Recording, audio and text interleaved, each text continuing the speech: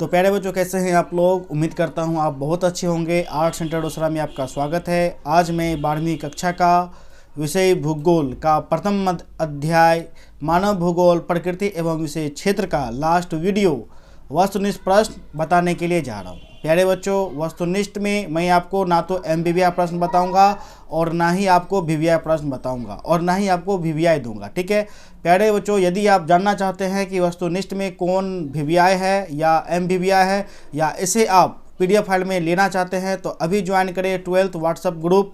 आपको पूरा कोर्स का पूरे साल में मात्र 500 रुपये देना होगा। ठीक है, यदि आप 500 रुपये दे करके व्हाट्सएप पेड ग्रुप ज्वाइन करते हैं तो आपको आर्ट्स का ऑल सब्जेक्ट का chapter wise question answer PDF file में मिलेगा। साथ ही साथ चैप्टर वाइज एमवीवीआई और वीवीआई प्रश्न देखने को मिलेंगे। साथ ही साथ अक्टूबर में गैस क्वेश्चन आपको दिया जाएगा और साथ ही साथ चैप्टर वाइज टेस्ट क्वेश्चन जो हम संस्था में टेस्ट लेते हैं वो क्वेश्चन भी दिया जाएगा। तो प्यारे बच्चों, अभी जुड़े 12th व्हाट्सएप ग्रुप में मात्र 500 रुपये वार्षिक। ठीक है, अधिक जानकारी के लिए कॉल करें 70 150 45 52। ठीक है, तो प्यारे बच्चों, वस्तुनिष्ठ प्रश्न को कॉपी में लिखने के लिए आप हमारे वीडियो के डिस्क्रिप्शन बॉक्स में जाएं, वहां दिए गए लिंक को क्लिक कर इसे कॉपी में लिखें। ठीक है प्यारे बच्चों, पहला प्रश्न है मानव भूगोल क्रियाशील मानव और अस्थायी पृथ्वी के परिवर्तनशील संबंधों का अध्ययन है। प्यारे बच्चों, ये किसने कहा? मैंने आपको बताया था ये कौन, यह किसने कहा? तो यह कुमारी सैंपल ने कहा। आपको कमेंट करके बताना है कुमारी सैंपल किसकी शिष्या थी। ठीक है, कमेंट करके बताना है। बताने वाले को मंथ के लास्ट में प्राइज दिया जाएगा, वो भी 100 रुपीज, कम से कम 10 छात्रों को। ठीक है प्यारे बच्चों, दूसरा प्रश्न है जियोग्राफी शब्द किसने गढ़ा? तो उत्तर रहना क्या हो जाएगा? उत्तर आपका हो जाएगा इरेटोस्थानीज। ठीक है, नेक्स्ट प्रश्न है संभववाद शब्द का प्रयोग सर्वप्रथम किस फ्रांसीसी विद्वान ने किया था? तो प्यारे बच्चों, उत्तर हो जाएगा लुसियन फेब्रे। मैंने आपको बताया था कि लुसियन फेब्रे संभववाद विचारधारा को समर्थन किया था। ठीक है, नेक्स्ट प्रश्न है संभववाद अवधारणा में किस घटक को महत्वपूर्ण माना गया है? तो उत्तर हो जाएगा क्या? तो मानवीय घटक। ठीक है, नेक्स्ट प्रश्न है आधुनिक मानव भूगोल के जनक कौन है या जनक है? तो प्यारे बच्चों, मैंने आपको शुरुआती दौर में ही समझाया था कौन है, तो फ्रेडरिक रेटजेल। ठीक है, नेक्स्ट प्रश्न है नव निश्चयवाद के प्रवर्तक है, तो कौन हो जाएगा प्यारे बच्चों? तो टेलर। नियतिवाद के विचारक कौन थे? तो प्यारे बच्चों, कौन हो जाएगा? Can't, Humboldt, Ritter. तो इनमें से क्या हो जाएगा? तो प्यारे बच्चों, इनमें से सभी हो जाएगा। ठीक है, नेक्स्ट प्रश्न है निम्नलिखित में से कौन एक मानव भूगोल का उपागम नहीं है? तो उत्तर हो जाएगा मात्रात्मक क्रांति। ठीक है, देखिए प्यारे बच्चों, यह जो प्रश्न है बहुत बच्चों को समझ में नहीं आता है कि आखिर मात्रात्मक क्रांति कैसे हुआ। ठीक है, बहुत बच्चे हमसे अक्सर यह प्रश्न किया करते हैं। ठीक है, तो देखिए सर्वप्रथम प्रश्न क्या कर रहा है? प्रश्न कर रहा है निम्नलिखित में से कौन एक मानव भूगोल का उपागम नहीं है। आम भाषा में समझिए, आम भाषा में कि मानव भूगोल किसके अंतर्गत आता है और किसके अंतर्गत नहीं आता।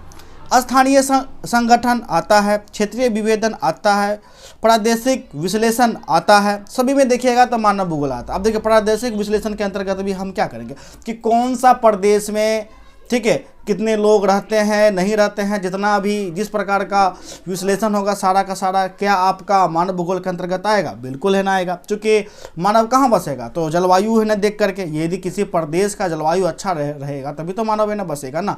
जलवायु ही तय करेगा, मृत्यु दर को तय करेगा, जन्म दर को तय करेगा। ठीक है, ठीक है, तो इसके अंतर्गत कौन नहीं आता है? तो मात्रात्मक क्रांति नहीं आता है। ठीक है, नेक्स्ट प्रश्न है कौन सामाजिक भूगोल का क्षेत्र नहीं है? तो उत्तर हो जाएगा कौन? तो चिकित्सा भूगोल हो जाएगा। ठीक है प्यारे बच्चों, नेक्स्ट आपका प्रश्न है निम्नलिखित में कौन एक भौगोलिक सूचना का स्रोत नहीं है? देखिए भौगोलिक सूचना का स्रोत नहीं है, तो उत्तर आपका है ना क्या हो जाएगा? तो प्यारे बच्चों, इसमें टिक मैंने नहीं लगाया है, उत्तर हो जाएगा चंद्रमा से चट्टानी पदार्थों के नमूने, ये इसका उत्तर हो जाएगा।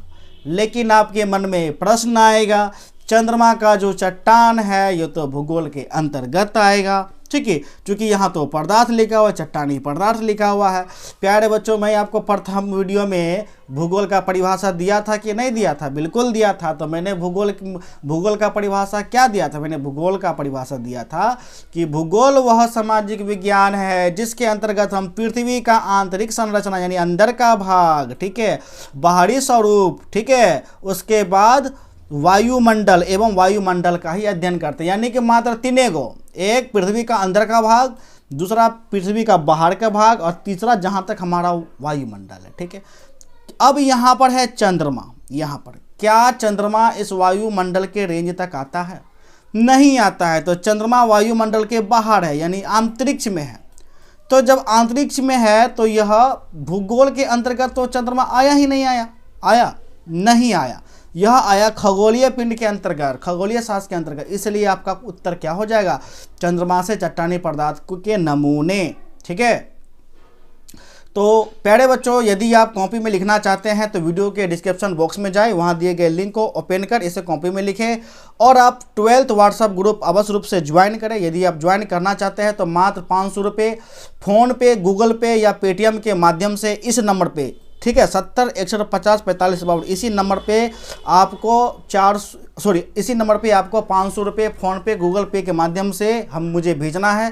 भेजने के बाद स्क्रीनशॉट लेकर के इसी नंबर पर हमारा व्हाट्सअप नंबर है, व्हाट्सअप पे स्क्रीनशॉट भेजना है। फिर मैं आपको व्हाट्सअप पेड ग्रुप में आपको जोड़ दूंगा।